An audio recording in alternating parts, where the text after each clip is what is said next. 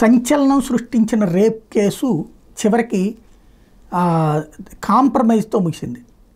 ఆదిమూలం మీద కేసు పెట్టిన రోజున ఆ మహిళ ఇచ్చిన వీడియో చూడగానే నా వీడియోలు రెగ్యులర్గా ఫాలో అయ్యేవాళ్ళు విని ఉంటారు. ఆ రోజు నేను చెప్పాను, ఇది అమ్మాయి ఇష్టపూర్వకంగా ఉంది, ట్రాప్ చేసినట్టు కనబడుతున్నది అన్నటువంటి. ఫైనల్గా అదే తేలింది. అమ్మాయి తర్వాత కాంప్రమైజ్ అయిపోయింది. అందువలన అది కాంప్రమైజ్ మన కోర్టులో అదే పిటిషన్ వేసేటప్పటికి అత్యాచారం కేసులో సచివేడ్ నియోజకవర్గం ఎమ్మెల్యే కోనేటి ఆదిమూలానికి ఊరట లభించింది. తిరుపతి తూర్పు ఠాణా పోలీసులు ఆయన మీద నమోదు చేసిన కేసును హైకోర్టు న్యాయమూర్తి జస్టిస్ బీఆర్కే కృపాసాగర్ కొట్టేస్తూ బుధవారం తీర్పిచ్చారు. తనను బెదిరించి అత్యాచారం చేశారని తిరుపతి జిల్లా కేవీపురం మండలానికి చెందిన బాధితురాలు ఫిర్యాదు చేయగా ఆదిమూలం మీద కేసు నమోదైన విషయం తెలిసిందే. ఈ కేసును కొట్టేయాలంటే ఆదిమూలం హైకోర్టు ఆశ్రయించారు. వ్యాజ్యం విచారణలో ఇటీవల బాధితురాలు హైకోర్టుకు హాజరై పోలీసులకు ఇచ్చిన ఫిర్యాదులోని అంశాలను అవాస్తవమని చెప్పారు. నోటరీ చేసిన అఫిడవిట్ని న్యాయస్థానంలో దాఖలు చేశారు.